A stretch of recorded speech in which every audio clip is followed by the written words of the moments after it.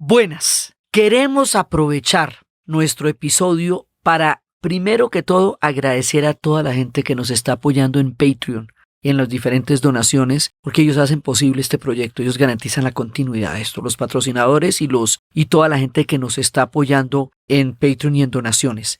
Queremos agradecer a todas las personas que nos escriben en redes sociales, que están permanentemente pendientes, que nos comentan, que nos cuentan. Queremos agradecer a la comunidad que está con nosotros, que nos apoya y que nos hace uno de los podcasts más reconocidos en este momento. A toda esta gente tan bacana, que nos está botando tan buena onda, que nos está impulsando a seguir adelante y a seguirles contando historias. Muchas gracias.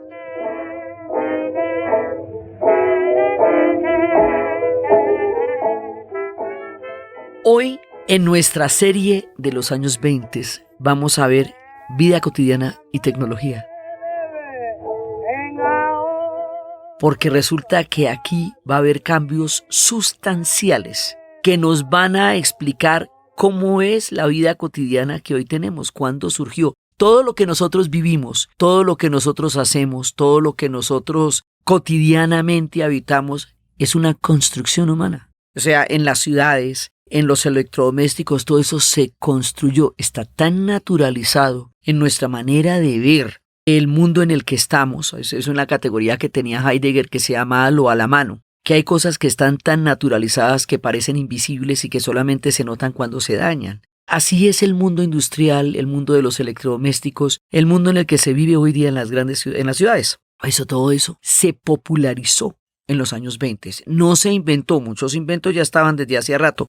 Se popularizó, se volvió realmente masivo. Entonces, la influencia de los años 20 en la tecnología y en la vida cotidiana es muy grande, es muchísimo más grande de lo que se pueden imaginar, y eso es lo que vamos a contarles. Cuántas cosas cambian, se inventan, se popularizan, se generalizan en esta década turbulenta que va a producir tantos cambios y el origen de tantas cosas del mundo que hoy vivimos. A muchos niveles, a niveles de la vida cotidiana, a niveles de la vida laboral. Entonces, por ejemplo, una de las cosas que pasa es que las constituciones de muchos países empiezan a incorporar la jornada de las 8 horas como derechos laborales inalienables.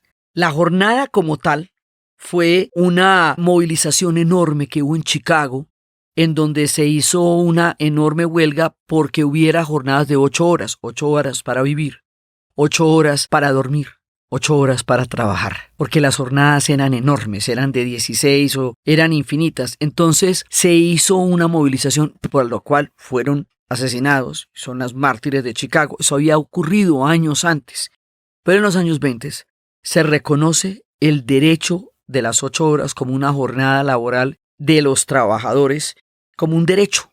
O sea, como ya no es una discusión, es un derecho. La jornada laboral es un derecho. Y en Colombia eso se va a vivir también en esa década con figuras como María Cano, con el movimiento de lo que se conocería como los inconformes, que eran María Cano, Torres Giraldo y Tomás Uribe Márquez, que empezaron a traer acá y a vivir aquí lo de las jornadas de las 8 horas. Todo esto se va a popularizar en muchas constituciones del mundo en los años 20. Entonces va a haber cambios también a nivel de las legislaciones laborales, porque empiezan a incorporarse luchas que se dieron durante el siglo XIX, pero que en realidad van a ser asimiladas jurídica y constitucionalmente en los años 20. Entonces, empezando por ahí. Pero aquí es que van a pasar muchísimas cosas, porque se va a popularizar el asfalto. Al popularizarse el asfalto, empiezan a asfaltarse los caminos. Y entonces vamos a encontrarnos con la malla vial. Entonces los estados de desarrollo de los pueblos se van a medir en un sentido muy amplio por la cantidad de kilómetros asfaltados que tengan, los caminos, las carreteras. Originalmente cuando Ford había sacado su primer automóvil, tenía que tener un megáfono advirtiendo que salía para que no se asustaran los caballos y los niños. Y los caminos eran caminos polvorientos o caminos adoquinados. El paisaje del siglo XX va a cambiar con el asfalto. ¿Cómo era que no siquiera nos lo podemos imaginar? Nos toca recurrir a las películas de vaqueros para imaginarnos cómo era el mundo antes del asfalto. muchas de las cosas al final de este capítulo nos van a producir la sensación de no poder imaginar un mundo antes de este y sorprendernos con el hecho de que fue en los años 20 que esto llegó a popularizarse en una gran medida. Entonces, ¿por qué? Porque es que ya estamos en la era del automóvil. O sea, todo el desarrollo del automóvil que se está dando simultáneamente en varias partes, que lo está trabajando en Daimler, que lo está trabajando Benz, que lo está trabajando Ford, empieza a poderse popularizar como invento y a utilizarse como transporte masivo. ¿Por qué se vuelve masivo? Por la cadena de montaje de Taylor. Lo que va a hacer Ford es aplicar el invento de la cadena de montaje que tenía Taylor, que resultaba mucho más eficiente para un uso masivo, industrial, fabricar un objeto por partes que fabricarlo completo.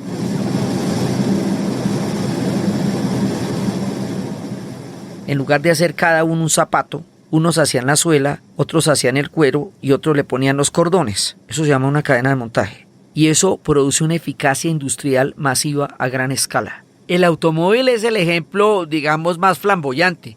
Pero la cadena de montaje se va a aplicar para todo.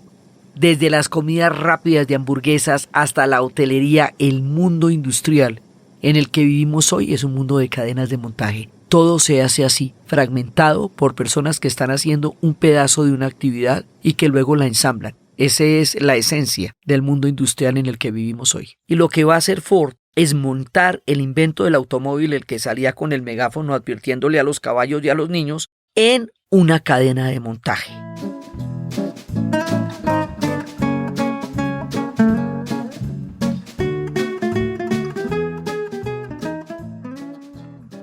Al hacerlo, empiezan a producir automóviles en masa. Para eso también les va a dar tiempo libre, para que puedan pasear. Entonces empiezan a necesitar de los descansos y las vacaciones que ya habíamos hablado para que puedan pasear por las carreteras. Pero para que una demanda del tamaño de una cadena de montaje de automóviles pueda ser satisfecha a las escalas industriales que estamos empezando a manejar ya en los años 20, esto se va a hacer con una gran cantidad de llantas para que rueden los automóviles. ¿Las llantas de qué están hechas? De caucho. ¿De dónde se saca el caucho? El caucho se saca del Amazonas. El caucho se saca del Guainía. El caucho se saca del Bichada. El caucho se saca de Colombia y de Perú y del Brasil.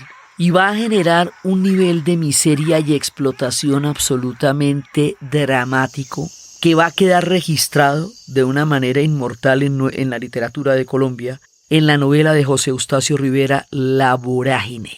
José Eustacio Rivera lo que va a hacer es una novela que resulta siendo una enorme denuncia de lo que significaba la explotación de los pueblos indígenas por parte de los caucheros, escrita en 1924. Es la historia de Arturo Cova y Alicia, un par de personajes que se internan en la selva y los devora la vorágine.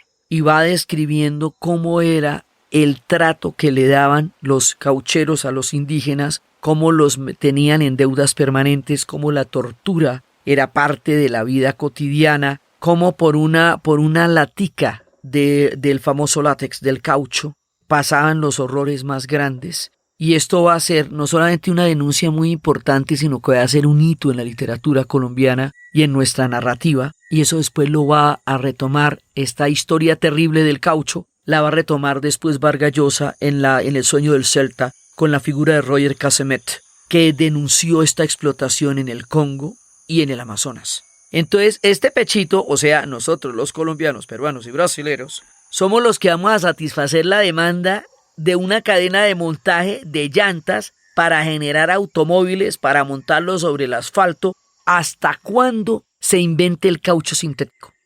Cuando ya desarrollan el caucho sintético para este desangre que fue tan terrible con los pueblos indígenas, con los huitotos, con cantidades de comunidades que se vieron sometidas a un maltrato indecible durante la época de las caucherías. Entonces todo esto tiene costos, ¿no? O sea, las sociedades industriales tienen costos. Alguien está pagando lo que alguien está disfrutando. Ese sistema de ese engranaje de las cosas es también parte de la sociedad industrial. Entonces los costos se pagaban acá, por lo menos hasta la época en que se pudieron hacer el caucho sintético. Fue una tragedia inmensa lo que costaban esos hermosos automóviles que podían recorrer de un lado al otro los Estados Unidos y poco a poco se fue asfaltando el mundo. Entonces, la red de carreteras va a unir a los Estados Unidos de una manera tan importante como en su momento fue el ferrocarril que unió el Atlántico con el Pacífico, o el Transiberiano, o digamos lo que había hecho el tren antes. Ahora va a estar desplazado a una gran cantidad de malla vial, y más adelante, después de la Segunda Guerra Mundial, cuando el automóvil sea el pilar de desarrollo de la proyección económica de los Estados Unidos en los años 50 y 60, pues esto se va a volver una forma de vida y se va a volver una cosa que ya está instalada en nuestra manera de entender el mundo en el que vivimos.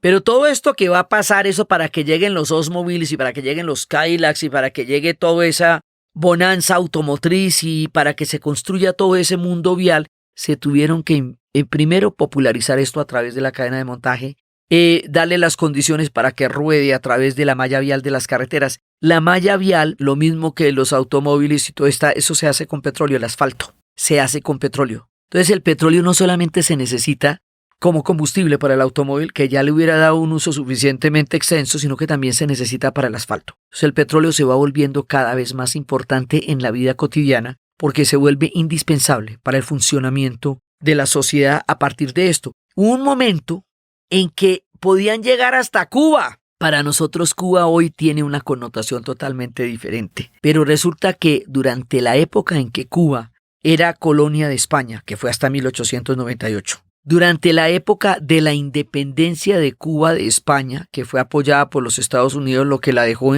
en manos de los Estados Unidos con la enmienda Platt, y durante hasta la Revolución Cubana, la relación entre los Estados Unidos y Cuba era una relación totalmente cotidiana. Usted podía llegar hasta Miami, podía llegar hasta la Florida, y en la Florida poder tomar un ferry que lo llevaba a la isla, porque hay 90 kilómetros entre la isla y la península de la Florida.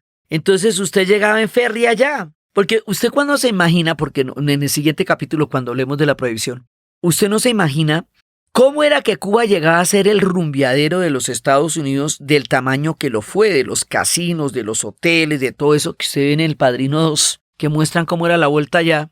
Entonces resulta que era porque se iba en ferry, o sea, eso estaba a la vuelta de la esquina. Y era una relación construida largamente desde las épocas coloniales a las épocas poscoloniales del Imperio Español. Entonces se llegaba en carro hasta la Florida, en ferry se montaba el automóvil y luego usted bajaba del automóvil a la isla y se iba a los casinos a rumbear. O sea que para ellos eso era parte de su propia geografía. Por eso es que la cosa es como tan heavy, esa relación histórica tan tensa y esa tusa que les da de que eso fue en una época algo que ellos consideraban parte de su paisaje cultural. Por eso, por el automóvil, por los ferries, por la posibilidad de comunicarse con la isla cotidianamente.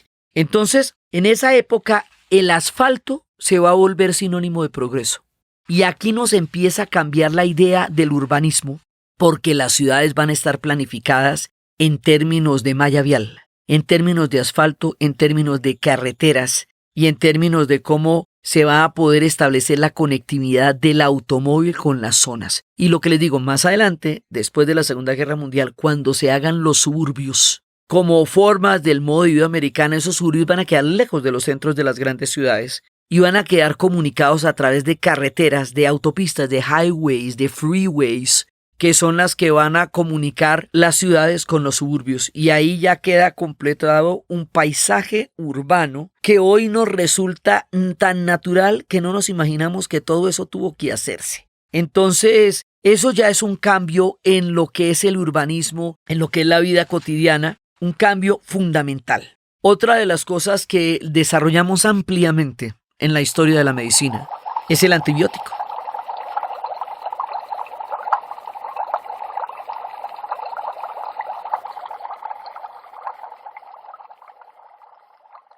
Porque con los antibióticos ahí sí el mundo cambia. Porque cuando Fleming, que esa historia la contamos cuando estábamos hablando de la historia de la medicina, deja su cajita de Petri abandonada de un tiempo que le tocó irse, y cuando regresa en el verano encuentra que tiene unos hongos y esos hongos matan bacterias un azar bajo un ojo científico nos va a dar los antibióticos, y una vez que se inventen los antibióticos, una cantidad increíble de gente va a dejar de morir porque muchísimas bacterias se van a poder tratar con los antibióticos. Entonces eso nos cambia la vida de una manera increíble, y como decía Woody Allen, yo puedo retroceder en el tiempo en Midnight in Paris, en Medianoche en París, hasta donde usted quiera, pero mi límite son los antibióticos. Yo no me voy a ir a una época antes de la invención de los antibióticos porque no me aguanto un dolor de muela ni una infección en una época en que no existan los antibióticos. Entonces eso va a ser una de las grandes transformaciones en la medicina, en la vida cotidiana.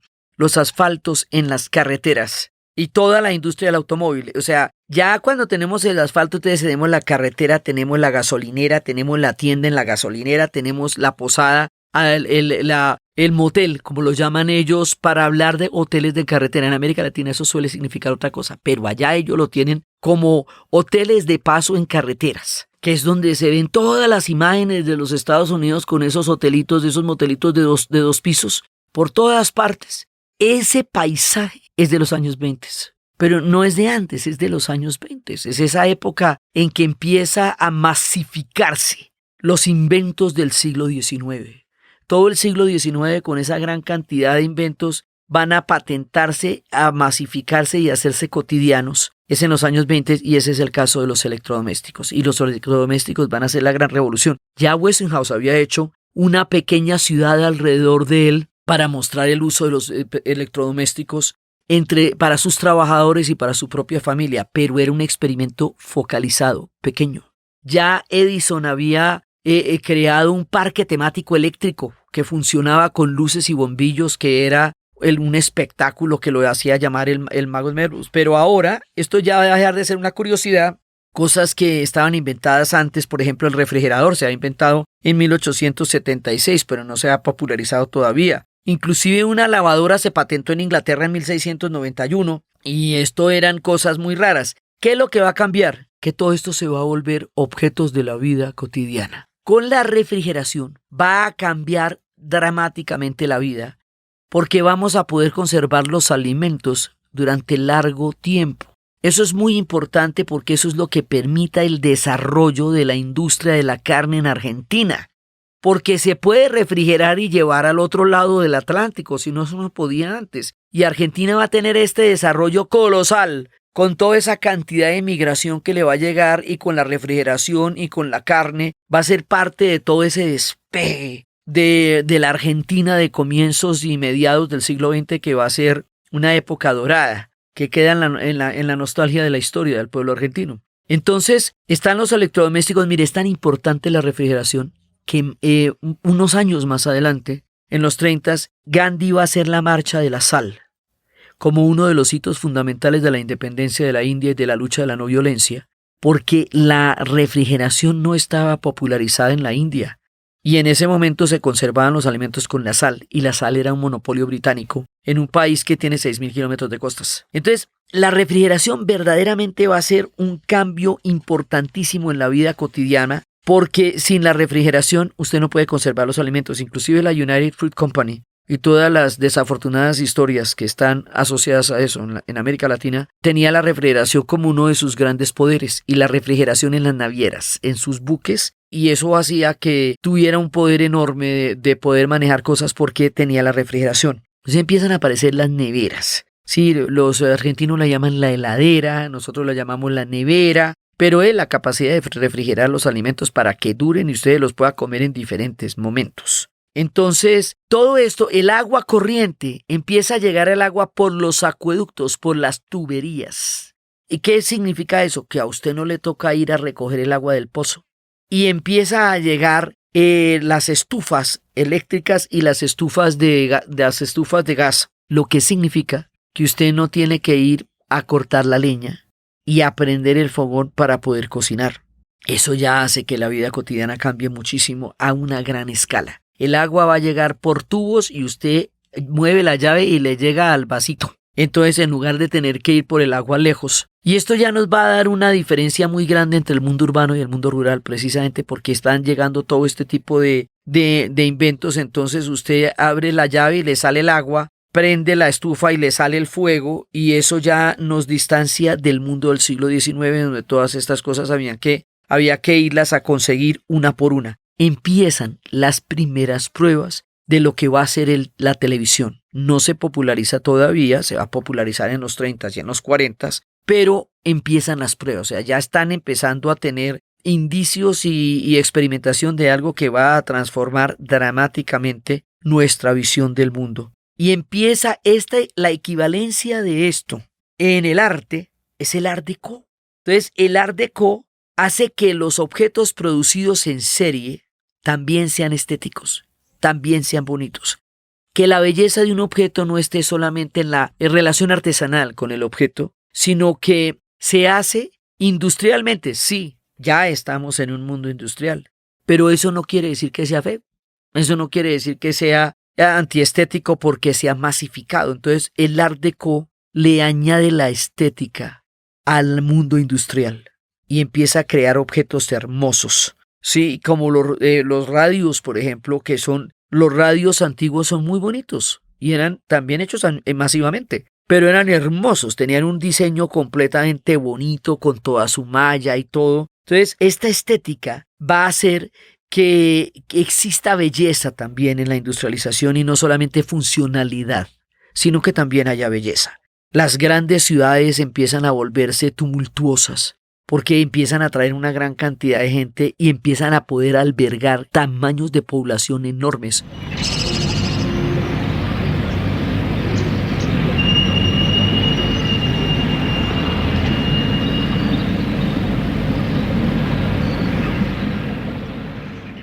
Porque tienen todas estas facilidades. Entonces empiezan a volverse masivas.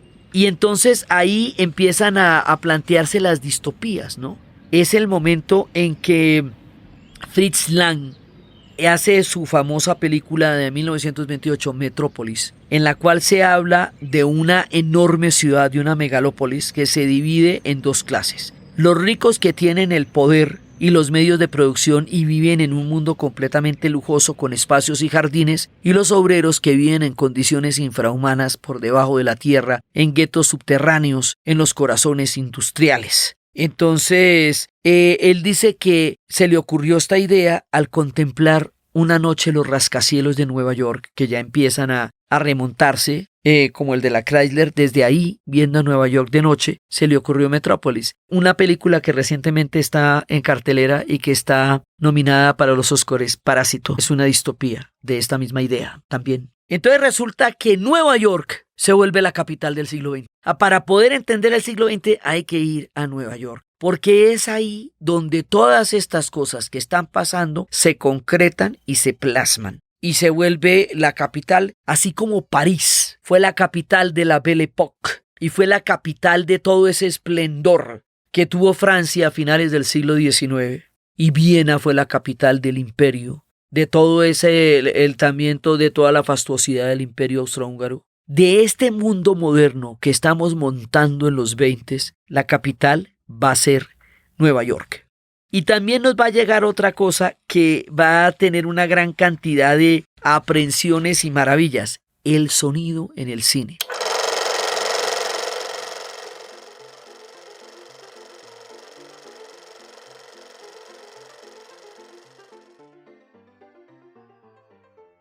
No es que nosotros no tuviéramos gramófonos y no pudiéramos reproducir la voz humana, eso ya lo había hecho Edison y ya lo habían hecho y ya lo ha hecho otra gente. No, el problema es sincronizar el sonido con el movimiento y la imagen y la acción en el cine, que nos cuadre todo. Ese era el problema, por eso era que no se podían sonorizar las películas. Bueno, pues en los años 20 ya encuentran la manera de sonorizar las películas y al poderlas sonorizar, entonces lo resolvemos. Sí, ya lo que les digo, de 1872 ya se habían desarrollado los inventos de sonoros, pero era la sincronización lo que no daba. Entonces en 1927 se exhibió la primera película que contenía escenas sonoras, que era El cantante de jazz, y que era de Alan Cruzland, y Luces de Nueva York de Brian Foy en 1928, que fue la primera película considerada completamente sonora.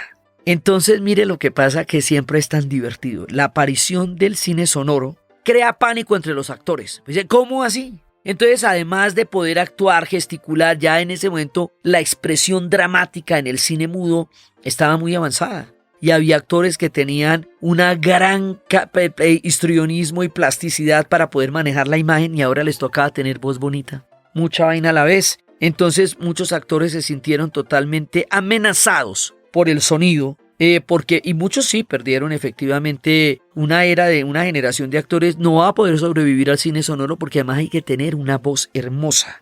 Entonces otros especialistas en técnica cinematográfica dijeron que no, que el sonido lo que iba era a perjudicar el cine porque se perdía la unidad de armonía que tenía el cine mudo.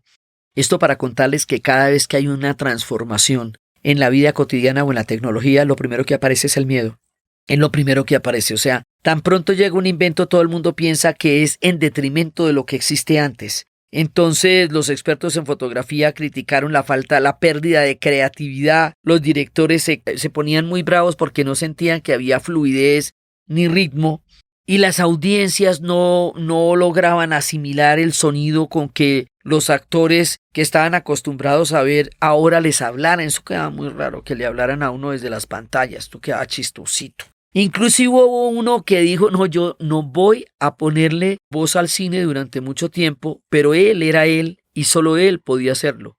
Charlie Chaplin.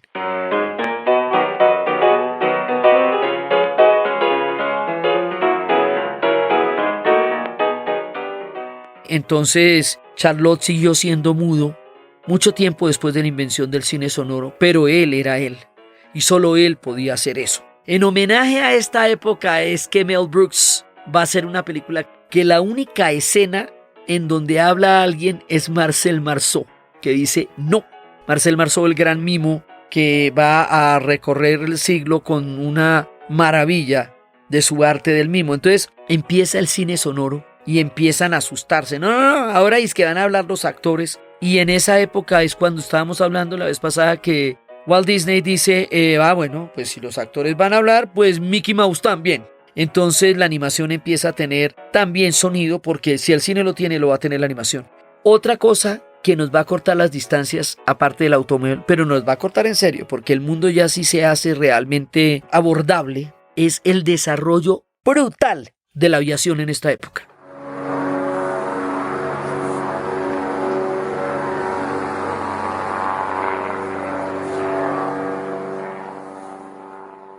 O sea, en la aviación aquí se dispara desde las épocas de los hermanos Wright, que eran 3, Wilbur, Catherine, que siempre la sacan del paseo, y Orville, 3. Siempre nos hablan de 2, pero ahí estaba la hermana de ellos, que también estuvo ahí y no está en los museos, ni en el Museo de la Aviación, ni en ninguna parte. Catherine también era parte de los hermanos Wright. Ellos empezaron con la aviación a comienzos de siglo, pero la gloria de la aviación va a ser en los años 20.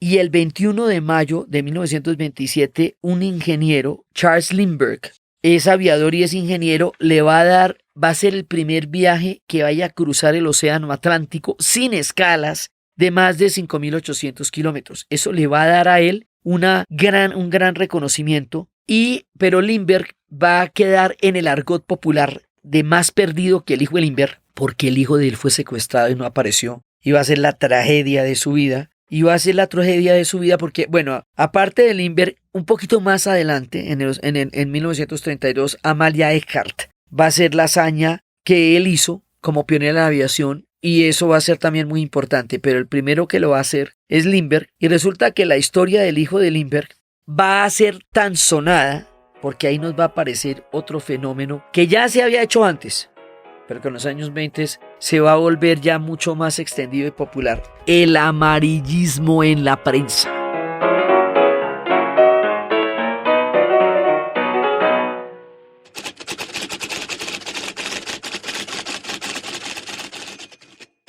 Primero que todo, ¿por qué se llama amarillismo? Porque es que resulta que Pulitzer y Hearst, durante la guerra de independencia de Cuba con España, que fue apoyada por los Estados Unidos en 1898, ellos empezaron a crear la figura de los corresponsales que iban a la isla, que iban a los lugares y desde allá transmitían. Pero entonces ahí no estaba pasando mucho. Entonces ellos se inventaron muchas cosas que no estaban sucediendo para darle acción al relato. y resulta que había una tira cómica que se llamaba El Niño Amarillo, The Yellow Kid, que en un momento tuvo Pulitzer y luego lo tuvo Hearst, que se lo sonsacó. Y como esa tira cómica fue una característica y una controversia entre estos dos magnates del periodismo, en el hecho de tratar de inflar los hechos o llamar la atención a partir de ciertos rasgos que sean los que se vayan a convertir en la esencia de la noticia para llamar la atención de la gente, que incluye inventar, que incluye inflar, que incluye hasta las fake news. Se llama amarillismo por el The Yellow Kid, prensa amarilla. Y como les digo, eso ya se había usado en la época de la Guerra de Independencia de Cuba, pero aquí se van a dar la garra. Entonces, con el hijo de Lindbergh, se va a volver más impresionante el secuestro que el viaje interoceánico. Y como ahí es cuando empiezan las figuras como Bonnie and Clyde, como Ma Baker, entonces se empieza a darle muchísima prensa a los asesinos. Bonnie and Clyde como parejas de asesinos, ellos los vamos a ver en el cine varias veces. Ma Baker que entrenó a sus hijos para que fuera una banda de asesinos con todo y su mamá. Entonces resulta que de ahí viene ese sensacionalismo en la prensa, de tratar de hacer un énfasis en todo lo que pueda ser malo, degradante, digamos que de alguna manera afecte la sensibilidad de las personas y que sea ese el ángulo de la noticia. Esto incluye epidemias, que son los favoritos de la prensa amarilla porque generan un pánico inmediato. Esto incluye crímenes, esto incluye cosas que realmente afecten la sensibilidad. Eso también es de los años 20 a nivel de popularización. No es que no se hubiera usado antes, es que en esa época estamos empezando a montar los medios masivos y los medios masivos van a tener también este ingrediente como una de las características que también los hace vender más cosas, porque normalmente, finalmente, de lo que se trata todo eso es de vender, ¿no? De tener un éxito comercial a través de la exaltación de lo perverso de la naturaleza humana. Entonces también va a pasar eso, pero no solamente va a pasar eso, el deporte se va a masificar en esta época como un espectáculo de masas. No está la televisión, pero está la radio, ¿sí? Y entonces en Estados Unidos se consolida el béisbol como el rey de los deportes.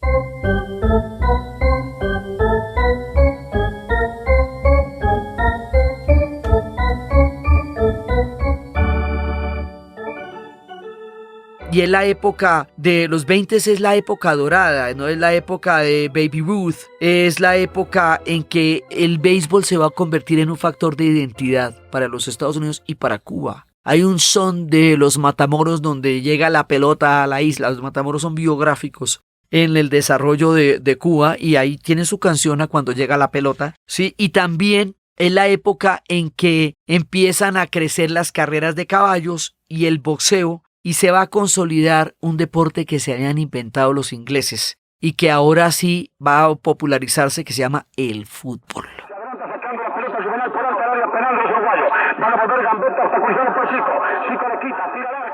Y el fútbol, en lo que al fútbol se refiere, a pesar de que los inventaron los ingleses, los que se van a convertir en una potencia en los años 20 es Uruguay, nuestro paisito amado.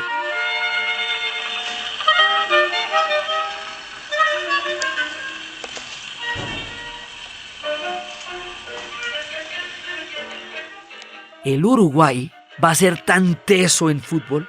Fue el campeón olímpico entre 1924 y 1928. Para eso uno se pone a leer y a escuchar a Galeano. Y Galeano nos cuenta esas historias. Y el Uruguay, fíjese que el Uruguay está en el voto femenino de las sufragistas. El Uruguay está en el fútbol y en ese momento era de los más duros y por eso va a haber un campeonato en el Uruguay mundial de fútbol después.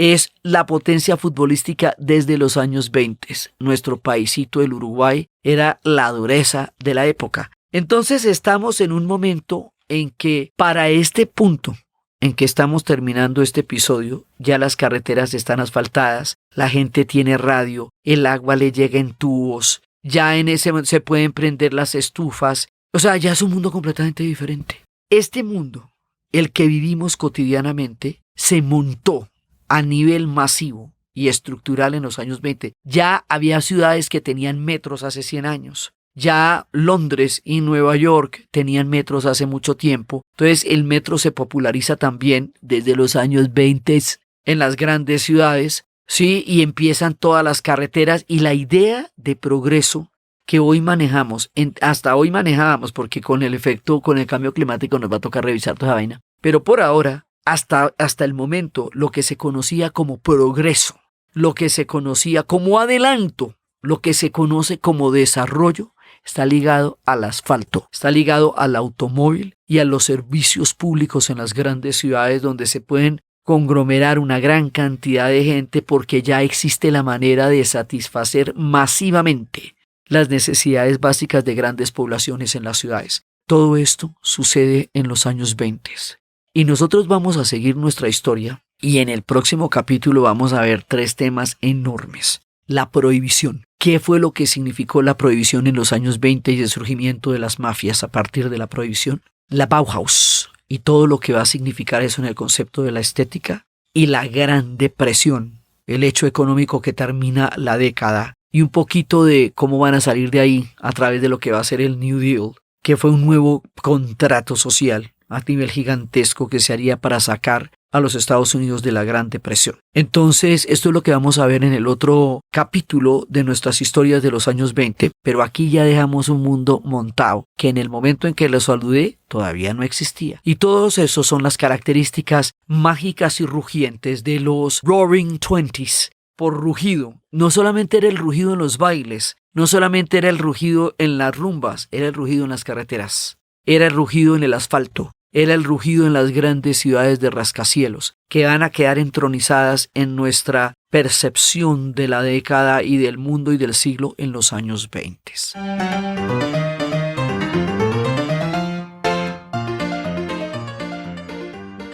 Entonces, desde el asfalto, las carreteras, los electrodomésticos, el art déco, el deporte masivo, el béisbol, desde toda esta cantidad de transformaciones, los ferries, todo el acercamiento de las distancias, la aviación, los antibióticos y todas las transformaciones que en la década de los 20 montan y cimentan el mundo moderno como lo entendemos hoy, en la narración de Ana Uribe. Y para ustedes feliz día, cualquier día que ese sea.